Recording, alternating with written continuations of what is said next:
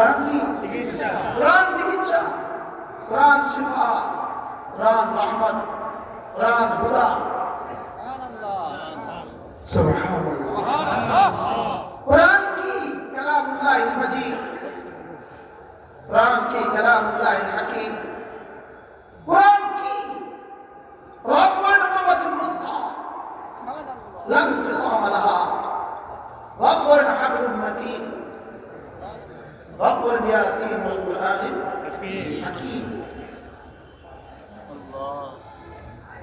এজন্য মেরে ভাইও কোরআনে কারীমের সাথে হযরতে ইমাম মালিক রাহিমাহুল্লাহকে জিজ্ঞেস করা হয়েছে, হযরত আল্লাহ তাআলার কাছে আমার দাম কতটুকু, আল্লাহ তাআলার কাছে আমার দাম কতটুকু আমি বুঝবো কি দিয়ে?